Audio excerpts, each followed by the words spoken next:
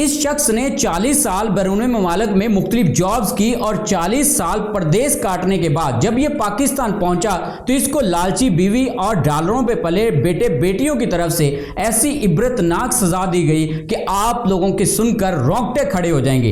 इसके दोस्त इसको समझाते थे कि जो कुछ भी आप कमाते हैं वो पाकिस्तान में ना भेजें, बाद में आप पछताएंगे। इसने कहा कि बाद में भी मेरे बेटे बेटियां मेरे वारिस बनेंगे तो बेहतर यही है जो कुछ मैं कमाऊं वो जनाब सारे का सारा पाकिस्तान भेज दूं।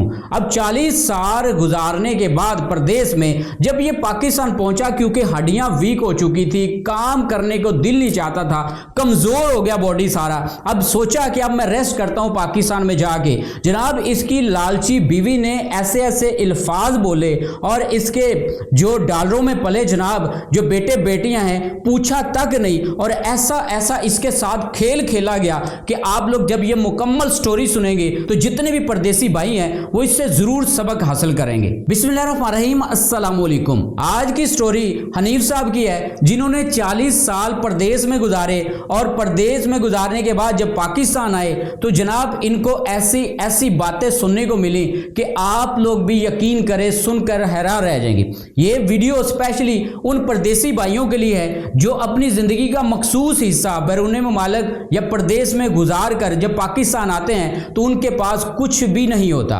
वो सोच रहे होते हैं कि हमारे घर वाले अपना रहन सहन ठीक कर लेंगे, इनके जो छोटे बहन भाई है वो पढ़ लिख जाएंगे, उनका जो कच्चा मकान था वो कोठियों में तब्दील हो जाएगा। ये सब कुछ जनाब ख्वाब सोच गए। जब एक घर का जो सरबराह आला है या बड़ा भाई या घर का जो मेन बंदा है वो जब परदेश काटता है, जब वापस आता है तो उसके जो सारे ख्वाब हैं वो पूरे तो हो जाते हैं, लेकिन उसकी अपनी जो जिंदगी है वो खराब हो जाती है, उसकी अपनी जो दुनिया है वो उजड़ जाती है। अब हनीफ साहब की स्टोरी आप लोगों को बताते हैं और जितने भी परदेसी भाई हैं ये भी इस वीडियो को गौर से सुने और देखें। अब हनीफ साहब की जो स्टोरी आप लोगों को बताते हैं, ये हनीफ साहब रहायशियां जी समन आबाद के और 1975 में ये दुबई में चले गए थे। दुबई में ये एक कंपनी में ऑपरेटर रहे और ये गवर्नमेंट जॉब थी।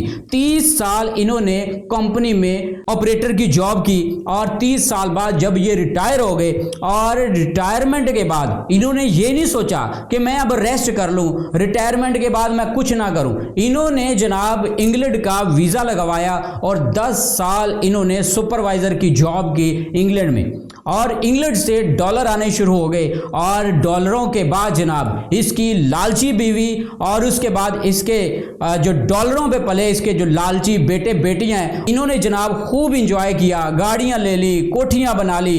वो मकान जो पहले कच्चा था अब कोठियों में तब्दील हो चुका है। अब वो बेटे बेटियां जिनके पास कुछ भी नहीं था उनके पास जनाब अब गाड़ियां हैं। अब ये हनीफ साहब ने तकरीबन 40 साल अपनी जिंदगी का अरसा गुजारा और सोचा कि अब मेरे पास कुछ भी नहीं रहा, मेरी जो बॉडी है अब जवाब दे चुकी है, अब मैं जनाब इंग्लैंड के बाद पाकिस्तान जाने की सोचता हूं। जनाब ये हनीफ साहब पाकिस्तान आ गए और पाकिस्तान आने के बाद इसने 1.5 साल अपनी फैमिली के साथ गुजारा और इस दौरान इसके जो बेटे बेटियां हैं इन्होंने पूछा तक नहीं, मिलने नहीं आए। और इसकी जो लालची बीवी है ये डेली बेस पे ऐसी ऐसी बातें करने लगी कि हनीफ साहब तंग आ गए इन बातों से। अब इसकी बीवी ऐसी ऐसी बातें करती थी कि हनीफ साहब सुनकर डेली बेस पे तंग आ गए। इसकी बीवी एक दिन कहती कि वो कौन सा ऐसा काम था जो आप अगर ना आते तो नहीं होना था, हर काम आपकी गैर मौजूदगी में भी हो रहा है, आप ऐसा करें दोबारा जहां से आए हैं वहां पे चले जाएं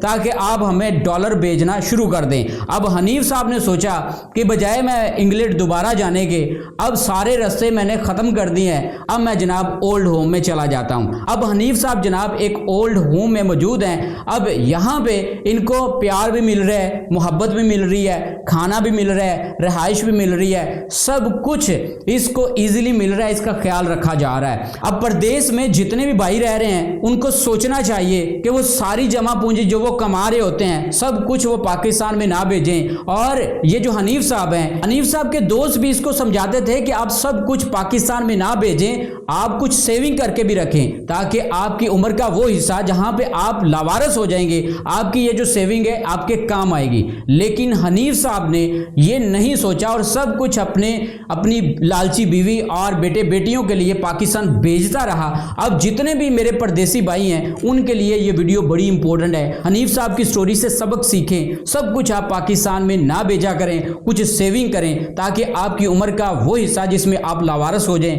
आपको कोई पूछने वाला ना हो, आपकी सेविंग आपके काम आ जाए।